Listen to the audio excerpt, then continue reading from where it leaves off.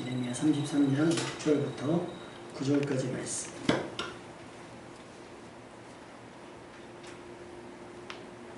찾으셨으면 아멘.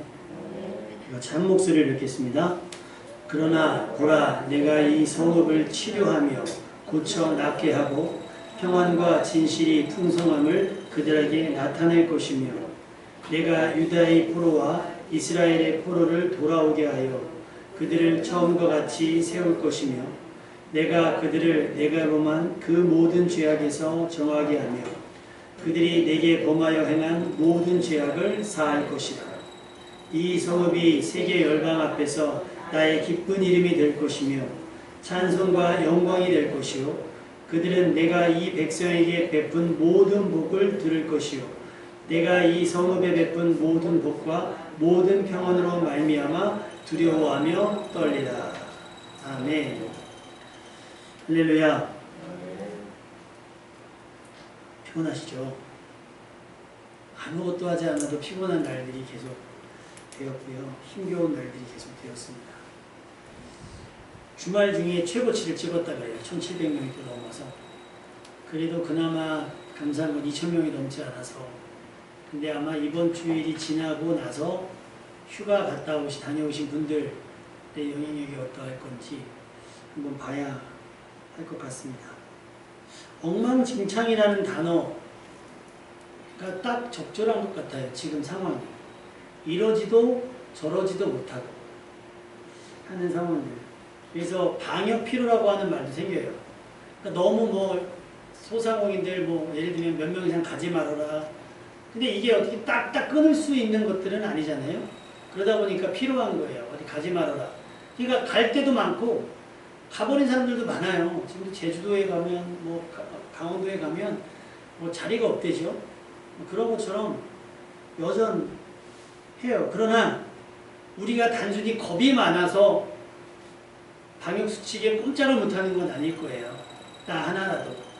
누군가는 아까도 말씀드린 정말 방어복 입고 그들이 미련해서 그 직업을 택한 것이 아닐 것이고 미련해서 지금 이 무더위 속에서 거기에 머물러 있는 것은 아닐 거예요. 그것이 아마 바로 사명감이 아닌가 싶습니다. 여러분도 여러분의 자신과 가족들의 건강, 또 교회와 지역을 지키고자 하는 마음, 그 마음 때문에 머물러 있는 것이고 하나님은 그 머무름을 기뻐하시는 줄로 믿습니다. 그럼 이런 상황에 놓여있는 우리에게 필요한 은혜가 뭘까? 회복의 은혜예요. 회복의 은혜. 따라합시다. 하나님, 우리를 회복시켜 주옵소서. 여러분, 피로 회복이라는 말 들어보셨죠? 피로 회복하면 제일 유명한 게 뭐예요? 근데 어떤 분이 국어 그 한글 하는 작업하는 거기다 물어봤어요. 회복한다는 말은 되돌린다는 말인데 피로를 회복하면 다시 피로해지는 거 아닙니까? 그렇잖아요. 피로 회복 그러면 피로가 회복되는 거잖아요. 그러니까 피로에서 회복되는 게 아니라 피로 회복하니까 피로 해소가 맞다는 거예요. 그럼 뭐가 맞냐? 원기 회복. 원기가 원래대로 돌아오는 것. 우리 일상 회복이 필요하지 않겠습니까? 아멘입니까? 그러기 위해서 우리가 무엇을 해야 되는가를 오늘 한번 고민해보고 생각해 봐야 될 것 같아요.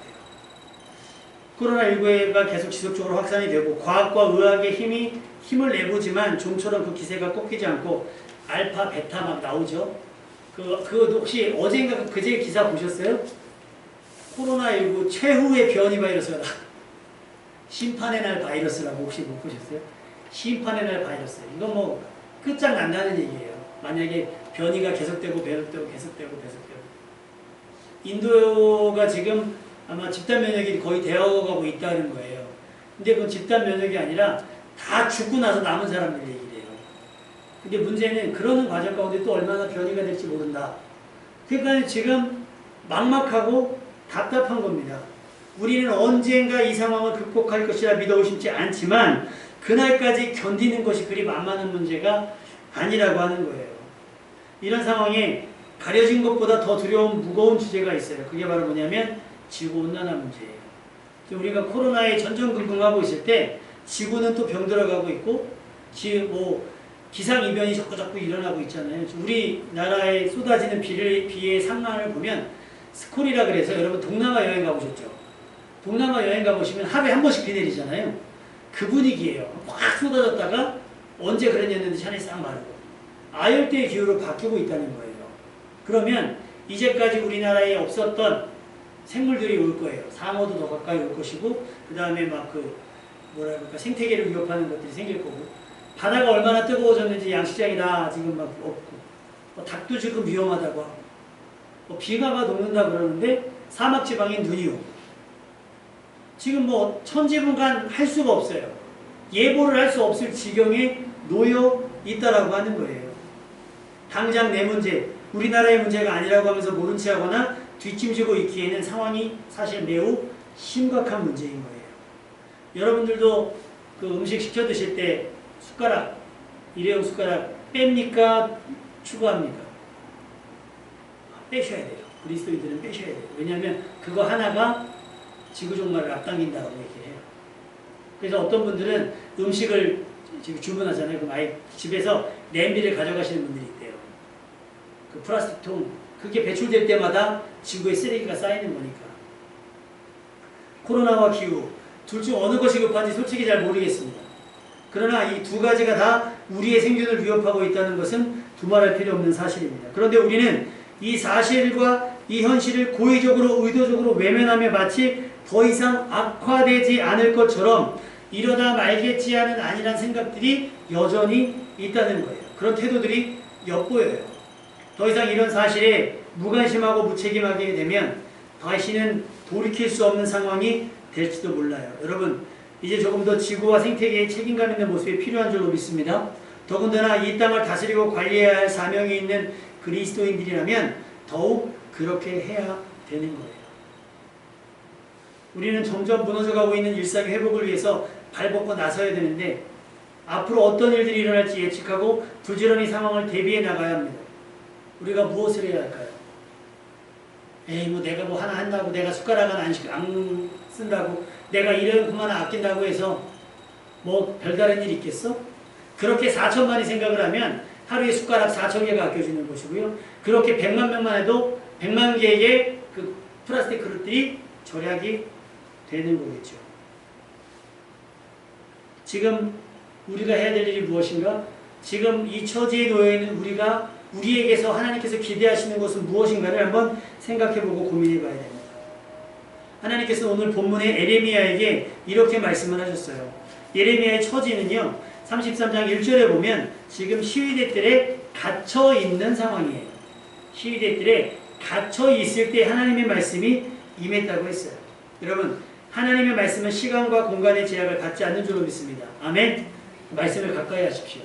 그럼 하나님께서 여러분에게 말씀하실 거예요. 일하는 중에 왜 음악하는 분들이거나 예술하시는 분들이 왜 번뜩인다라고 그러잖아요.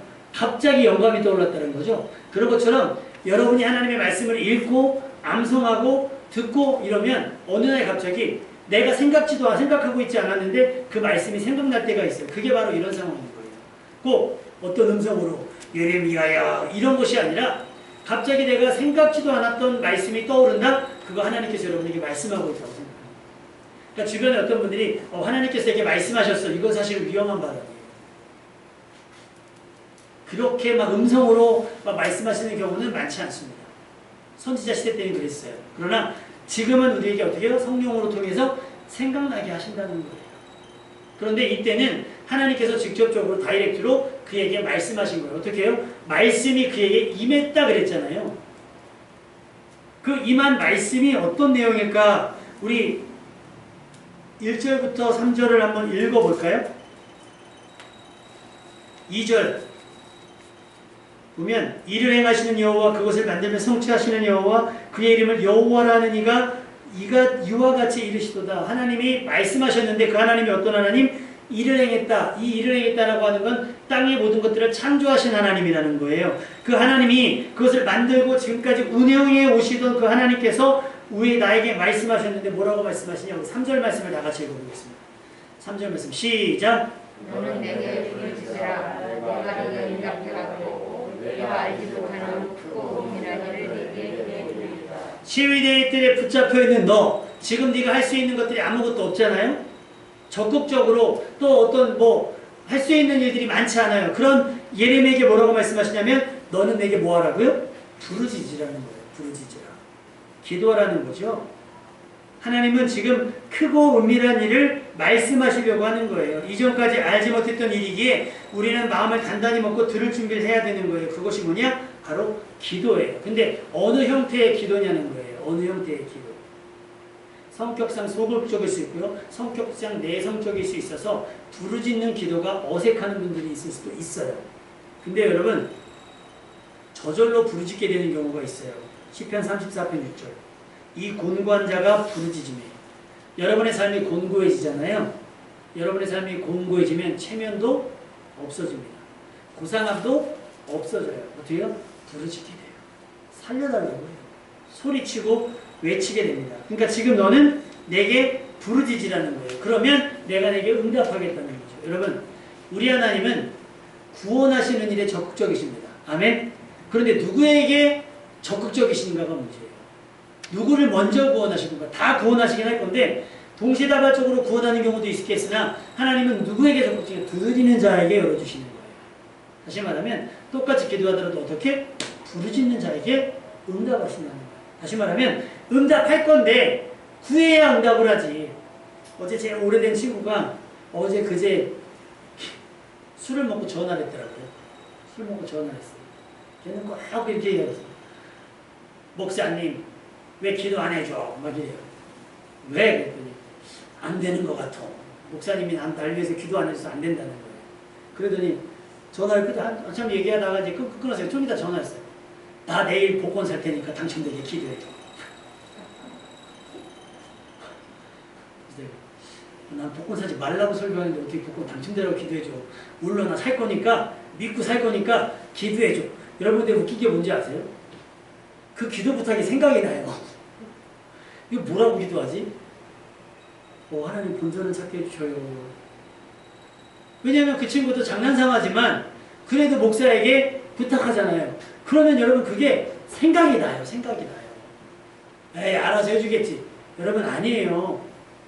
알아서 해주는 경우도 있긴 있겠어요. 그러나 알아서 해주는 것보다는 어필을 해야 됩니다.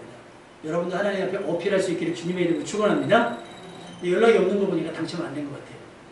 자, 기도를 짧게 했거든요. 여러분 하나님 부르짖으세요. 하나님은 지금 여러분에게 응답할 건수가 필요해요. 왜냐하면 사단은 자꾸 우리한테 시비하고 사단은 하나님의 공의에 대해서 시비할 거예요. 아니 기도하지 않는데 왜 응답합니까? 왜 구하지 않는데 왜 그에게 허락하십니까? 라고 할 수 있어요. 그러니까 하나님은 뭘 하기 기다려요? 기도하기를 기다렸다가 여러분에게 응답하시기를 원하는 거예요. 그러니까 지금 너의 상황은, 지금 우리의 상황은 단순히 그냥 고상하게 그냥 막 이렇게 나레이션 하듯이 기도할 그런 상황이 아니라 어떤 상황? 부르짖어야 할 곤고한 상황이라는 거예요. 그럼에도 불구하고 부르짖으면 내가 너에게 응답을 할 건데 그 응답은 뭐냐? 네가 이전에까지는 알지 못했던 크고 가늠할 수 없는 크고 은밀한 일이에요. 이제까지 일어나지 않았던, 이제까지 둘치지 않았던 그런 일들을 말씀하고 있습니다. 곤고한 자, 위급한 자의 기도가 여러분의 기도가 될 수 있기를 주님의 이름으로 부탁을 드립니다. 그러니까 기도를 막 강조하잖아요. 근데 사실은 기도를 막 강조하지만 기도 안 합니다. 왜? 기도할 것이 없다고 생각해요. 이대로 줬사오니. 이대로 줬사오니가 돼요. 아니, 근데 뭐 하나 잃어버리잖아요. 뭐 하나 안 되잖아요. 기도가 저절로 됩니다. 기도가 저절로 돼요.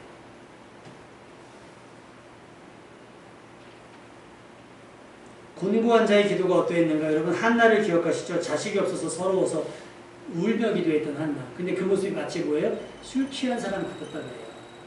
사람이 나를 어떻게 보든지 상관없이 우리는 그렇게 하나님 앞에 부르짖을 때 크고 비밀한 일을 응답으로 받게 될 줄로 믿습니다.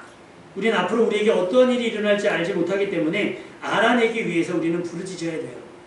하나님께서는 부르짖는 자들에게 응답하신다고 약속하셨고 부르짖는 자들에게 알지 못했던 크고 비밀한 일들을 보이신다고 했습니다. 다시 말해 묻지 않으면 답해 주시지 않지만 물으면 답해 주신다고 하는 거예요. 여러분 우리가 기도해서 얻는 응답이 세상의 어떤 정보보다 세상의 예측보다 더 정확하고 확실할 줄로 믿습니다. 그러니 여러분 부르짖음을 통해서 전에 알지 못했던 일들, 우리의 경험과 지식과 정보로는 알 수 없었던 크고 비밀한 일들을 알아낼 수 있는 여러분 되시기를 주님의 이름으로 축원합니다. 기도해야 합니다. 가만히 있다가 아무것도 모르는 사람이 되지 말고 기도를 통해 크고 비밀한 일들을 아는 사람이 되시기를 바랍니다. 지금 예레미야가 속해 있는 유다라고 하는 남유다가 겪고 있는 상황은 바벨론에 의해서 멸망당할 거예요. 근데 그것을 아는지 모르는지 이들이 힘을 합쳐서 바벨론과 맞서보긴 했거든요. 그런데 맞서다가 망합니다. 우리 예레미야 33장 5절 말씀 한번 읽어볼까요? 자, 시작. 싸우려 하였으나 내가 나의 의로움과 분함으로 그들을 죽이고 그들의 시체를 이성을 가득 채우려 했으니 이는 그들의 모든 악행으로 말미암아 나의 얼굴을 가려 이성을 돌아보지 아니하였습니다. 표준 세번역으로 보면 유다가 뭉쳐서 바벨론 사람들과 대항하여 전쟁을 감행했지만 나는 이 도성을 나의 분노와 노여움으로 죽은 사람들의 시체로 가득 채웠다. 나는 그들의 모든 죄악 때문에 이 도성을 외면하였다라고 말씀합니다. 여러분, 안 되는 건 하나님이 돕지 않으신 일이에요. 그리고 돕지 않는 데는 이유가 있었거든요. 그 결국은 쫓아가면 뭐가 나오냐면 죄가 나와요. 하나님은 그 저질러진 죄 때문에 유다가 어려운 줄 알았지만, 유다가 부르짖지만 뭐 때문에? 부르짖긴 하지만 죄에서 돌이키지 않는 이유 때문에 하나님이 노여움과 분노를 그 성으로 채워줬다는 거예요. 그 결과가 뭐예요? 시체로 가득 채웠다는 거예요. 그리고 그것들이 고단하고 공고한 줄 알지만 내가 이 성을 돌아보지 않았다. 왜? 그들의 모든 악행으로 말미암아서. 여러분, 지금 우리가 정치와 싸울 게 아니에요. 교회들이 또 이번에 8월 15일 날 모여서 뭐 한다고 그랬다면서요.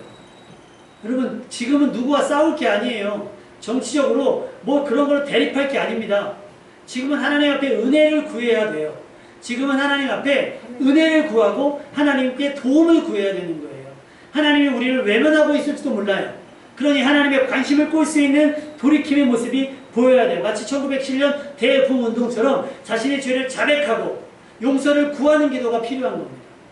왜? 하나님은 죄인을 용서하기 원하시지만 죄인이 뭐 할 때? 회개할 때 관심을 두시는 것이지, 죄인이 뻣뻣하게 있으면요, 하나님은 그걸 어떻게 해요? 외면하시는 거예요. 어쩌면 지금 우리의 상황도 그런 것이 아닌가 조심스럽게 생각해 봅니다. 왜 하나님께서 나타나 돕지 않으실까? 왜 교회를 자꾸만 코너로 절벽으로 모실까? 왜 자꾸 모이지 못하게 하실까? 왜 교회가 모인다고 하면 세상 사람들은 경기를 할까? 왜 하나님은 교회의 이런 상황을 계속해서 모른 채 하실까? 이거예요. 외면하고 계실지도 몰라요. 왜? 우리의 죄악들 때문에. 교회를 짓자고 하는 어떤 의견에 교회가 갈려요. 목사님파, 장로파 갈려요. 좋은 사람들끼리 끼리 모여다니면서 막 돼요. 그러니까 이단이 막 공격합니다. 막 아수라장이 돼요. 근데 교회의 목표는 부흥이에요, 부흥. 여러분, 하나님이 우리에게 기대하시는 건 부흥이 아니라, 따라합시다. 하나님이 우리에게 기대하시는 것은 부흥이 아니라 거룩이다. 하나님은 수만 명 모이는 걸 기뻐하시는 것이 아니라 두세 사람 모였어도 거룩한 사람이 모이길 원하시는 겁니다. 아멘? 그러니까 수만 명이 모이는 건물을 지을 것이 아니고 한두 명일지라도 거룩한 사람이 모이기를 원하고 계신 거예요. 근데 우린 지금 뭐 하려고 해요? 그런 거 나는 모르겠고 일단 뭐 해쳐 보이라는 거예요. 저쪽 교회가 없어져도 땡큐라는 거예요. 왜? 저 성도들 어디 가겠어요? 가까운 교회로 오겠지 하며 거룩함이 그저 많이 모이는 그 집단을 형성하며 그 집단이 뭐가 돼요? 지역 가운데 새가 되는. 어쩌면 그래서 하나님께서 외면하고 계신 것은 아닐까. 그런 생각이 듭니다. 그러나 아직 기회가 남아있습니다. 그 기회, 구원 얻을 기회마저 여러분의 욕심 때문에 망가뜨리지 않기를 부탁을 드립니다. 다윗과 하나님께서는 부르짖는 자들에게 알리고자 하셨던 이야기가 있어요. 그거는 심판이었습니다. 그런데 하나님은 그 심판에서 그치지 않고 5절 말씀처럼 심판에서 그치지 않으셨어요. 시체로 이 땅을 채우려고 하시는 것이 아닙니다. 아까 시편 34편 6절에 말씀한 것처럼 부르짖는 자들, 공고함에 빠져서 부르짖는 자들에게는 모든 하나님에서 구원을 내신다고 약속하신 하나님께서 우리를 돕고자 하시는 줄로 믿습니다. 우리가 뭐하기만 하면 돌이키기만 하는 거예요. 그럼 하나님께서 나타내시고자 하는 크고 비밀한 일, 지금은 저 망함으로 인해서, 저 노여움과 분함으로 인해서 가려진 그 크고 비밀한 일이 무엇인가? 6절 말씀을 한번 읽어볼까요? 6절 말씀을 한번 같이 읽어보겠습니다. 시작! 그러나 보라 내가 이 성읍을 치료하며 고쳐 나가게 하고 평안과 진실의 풍성함을 그에게 나타낼 것이며 보라 내가 이 나라를 치료하고 이 백성을 치료하며 고쳐 낫게 하고 평안과 진실이 풍성함을 그들에게 나타낼 것이다 라고 말씀합니다. 망했잖아요. 시체로 가득한 이 땅을 어떻게 하신다고요? 고쳐 낫게 하신다는 거예요. 치료하신다는 거예요. 그리고 다시 평안과 진실함이 넘쳐나도록 하신다라고 약속하십니다. 이것이 감춰진 망함 혹은 저주스러운 저런 상황 속에 놓여있는 우리들 뒤에 하나님께서 작정하신 크고 비밀한 일인 줄로 믿습니다. 아까 말씀드렸지만 지금 우리는 정치와 싸울 것이 아니에요. 여야로 싸울 것이 아니고 남녀로 갈등할 것이 아니고 지역에 따라 싸울 것이 아니에요. 지역 감정으로 싸울 것이 아니에요. 지금은 힘써 우리가 모여야 돼요. 공고한 상황에서 함께 힘을 모아 낫기를 위해서, 고쳐지기를 위해서, 회복되기를 위해서 기도해야 돼요. 부르짖어야 할 때인 줄로 믿습니다. 하나님께서는 나타나 우리를 돕고 싶어 하시지만 우리의 모든 죄악들 때문에 애써 외면하고 계시는지도 몰라요. 아까도 말씀드렸지만 남유다가 바벨론과 싸우려고서 힘을 모았어요. 그런데 역부족이었다는 거죠. 안 돼요. 하나님의 은혜 없이는 안 돼요. 그래서 우리가 아까 찬양했잖아요. 은혜 없으면 살아갈 수가 없습니다 라고 시인하세요. 그러니 우리에게 은혜가 필요합니다. 어떤 은혜요? 우리를 치료하시는 은혜, 우리를 고치시는 은혜, 우리를 회복시키시는 은혜가 필요하다고 부르짖어야 되는 거예요. 보라 내가 이 성읍을 치료하며 고쳐 낫게 하고 평안과 진실이 풍성함을 그들에게 나타날 것이며 하나님은 그동안 수많은 사람들을 치료해 오셨어요. 선지자들을 통해서 치료해 오셨고 심지어는 죽은 자들을 살려내시기도 하셨어요. 예수님은 어떠셨습니까? 예수님도 마찬가지로 고치셨습니다.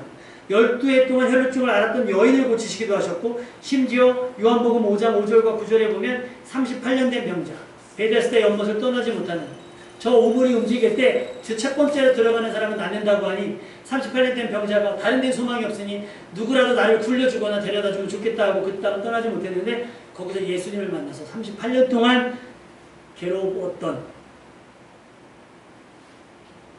그 병에서 도움을 받고 요한복음 5장 8절에서 예수님께서 이렇게 말씀하셨어요. 이르시되 일어나 내 자리를 들고 걸어가라 하시니 그 사람이 곧 나아서 자리를 들고 걸어다니라. 할렐루야.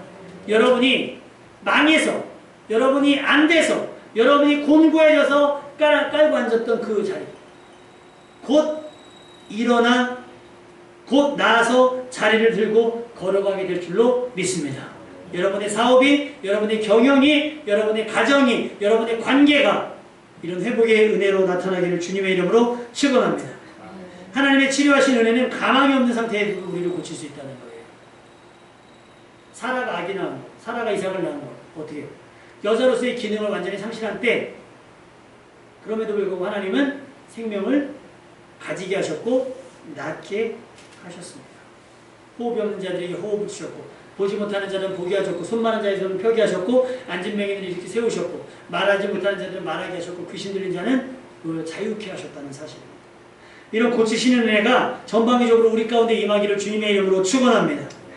코로나19로 인해서 무너진 일상 하나님은 여호와 라파로 완벽하게 복구시켜 주실 줄로 믿습니다. 우리가 그토록 바라던 평안과 안전을 마음껏 누리게 하실 겁니다. 이 회복의 은혜가 우리가 알아야 할 크고 비밀한 일이에요. 크고 비밀한 일. 감추어 있으나 구하는 자에게는 들춰 알게 하시는 거예요. 그러니까 모르는 사람은 어떻게 해요? 불안하고 초조하고 염려하고 근심하잖아요. 그런데 아는 사람은요. 지금 시체가 가득하지면 어떻게 되는 거예요? 곧 하나님께서 고치실 것을 알기에 회복에 전념할 거예요. 회복에 전념할 거예요. 망한 것 같으나 우리는 망하지 않았습니다. 아멘. 힘들지만 죽지는 않았습니다. 아멘.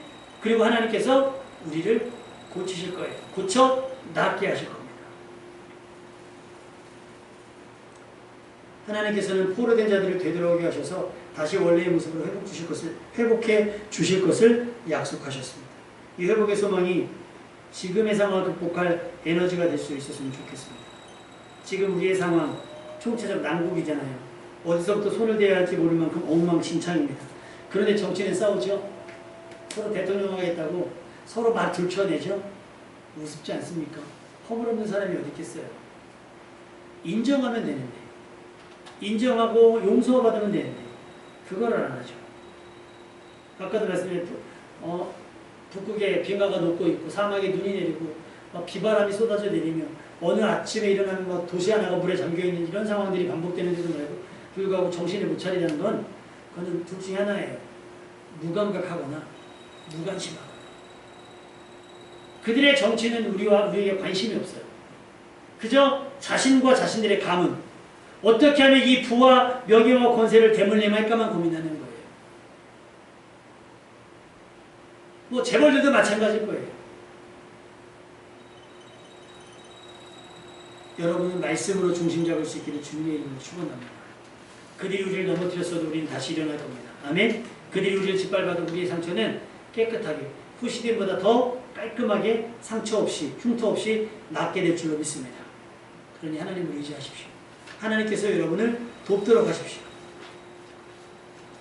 예레미야가 듣고 있던 하나님 말씀, 우리 7절 말씀 한번 읽어볼까요? 7절.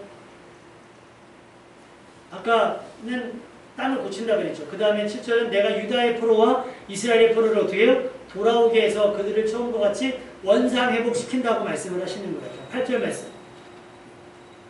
그 다음에 8절 다 같이 읽겠습니다. 시작. 내가 그들을 내게 범한 그 모든 죄악에서 정하게 하며 그들이 내게 범하여 행한 모든 죄악을 사할 것이라. 자, 여러분 지금 세 가지를 제가 제시할게요. 아까처럼 땅을 고치는 것, 공고한 이 땅을 고쳐주시는 것. 두 번째, 아까처럼 원상회복시켜주시는 것. 세 번째, 죄를 용서받는 것. 어떤 게 가장 큰 은혜일까요? 6절, 7절, 8절, 1번, 2번, 3번으로 했을 때 몇 번? 시체 가득한 땅을 고치는 것 1번. 2번, 뺏기고 했던 모든 내가 저랬던 재산이나 이런 것들 다 원상복귀되는 것 2번. 그 다음에 내 죄를 용서받는 것 3번. 몇 번? 그러니까 8절 딱 나왔는데 문제를 내면 3번이 답이구나 라는 거를 대충 찍어도 맞으셔야죠. 왜 하나님께서 외면하셨다고 했죠? 뭐 때문에? 죄 때문에 외면하셨잖아요. 그러니까 8절이 가장 중요해요. 이게 어떻게 보면 크고 비밀한 일이에요. 우리가 회개하면 용서받을 수 있구나. 하나님의 은혜는 우리의 모든 허물을 덮어주시겠구나. 그럼 이게 되면 하나님이 이 죄를 사하고 우리의 죄악을 용서해 주시면 어떤 일이 벌어지겠어요? 어떤 일이? 9절 말씀 읽어보겠습니다. 시작. 이 성읍이 세계 열방 앞에서 나의 기쁨이 될 것이며 찬송과 영광이 될 것이요 그들은 내가 이 백성에게 베푼 모든 복을 들을 것이요 내가 이 성읍에 베푼 모든 복과 모든 평안을 말미암아 두려워하며 떨리라. 이게 용서의 효과입니다. 그러니까 회개가 먼저고 용서를 먼저 받는 게 맞아요. 용서를 받고 회복이 돼야 되는 거예요. 회복이 되면 또 회개하지 않고 회복이 되면 또 딴짓하죠. 그러니까 그러잖아요. 도박꾼들 어떻게 해요? 손모가지를 자른다 그러잖아요. 손모가지를 자를 때 어떻게 해요? 발가락에 껴서 깨달음 없이는, 돌이킴 없이는, 회개 없이는요, 또 기회가 되면 또 덤벼들어요. 그래서 만약에 시체가 치워지고 그 성이 고쳐지잖아요. 포로로 잡혔다가 아이고 살려주세요 그래서 하나님이 그거 불쌍히 해서 그 포로에서 원상복구 시켜주시잖아요. 다시 포로 될 수 있고요. 다시 시체로 가득할 수 있어요. 중요한 건 8번이에요. 용서함을 받았느냐가 중요해요. 용서를 받았느냐.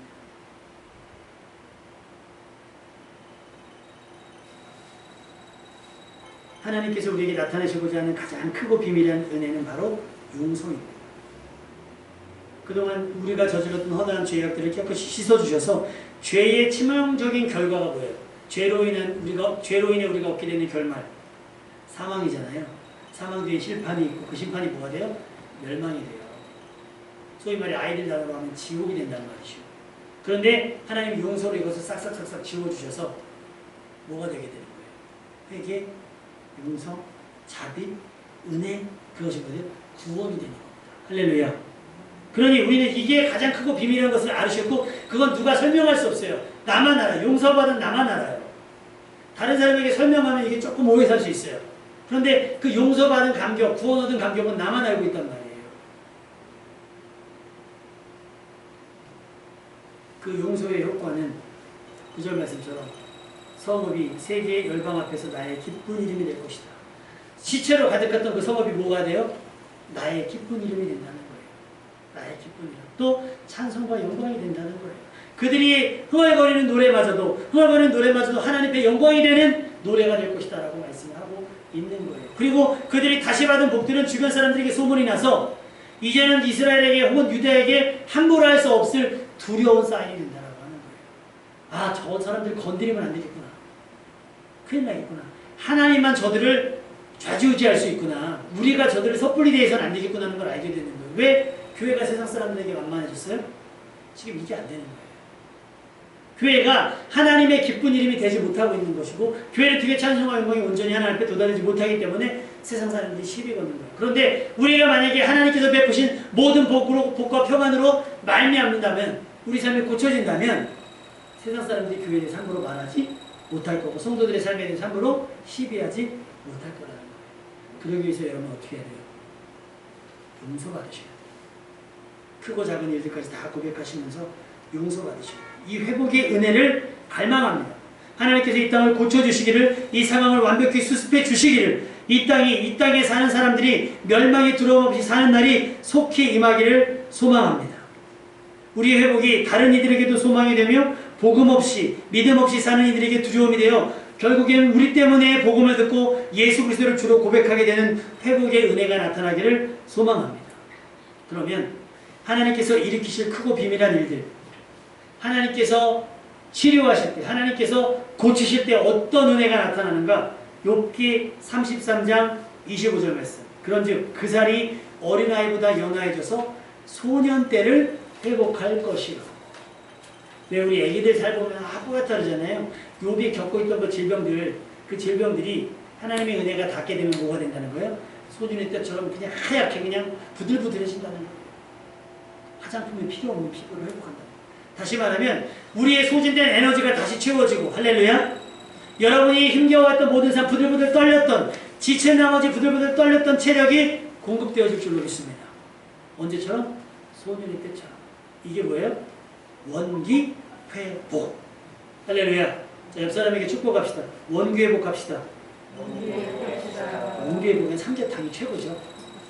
그래서 지난번에 치킨을 쐈어요. 그죠? 교회에서 치킨을 쐈어요.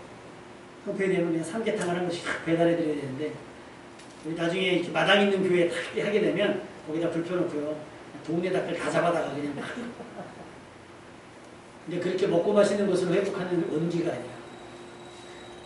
어디서부터인지 알지 못하지만 샘솟는 기쁨과 넘치는 에너지로 졸리지도 않고, 덜 자는데도 잠깐 잤는데도 푹 자고 일어나는 확실한 원기 회복의 은혜를 경험할 수 있기를 주님의 이름으로 축원합니다.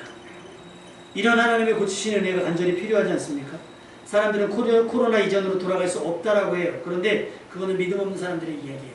38년 된 병자도 고치셨고 이미 죽어 썩어 냄새나는 나사로도 살리셨어요. 하나님이 말씀하시면 되고요. 예수님께서 말씀하시면 돼요. 예수님의 피로는 되는 줄 믿습니다. 아멘? 그 회복의 은혜. 그것이 회복이에요. 원래대로 돌이키는 것.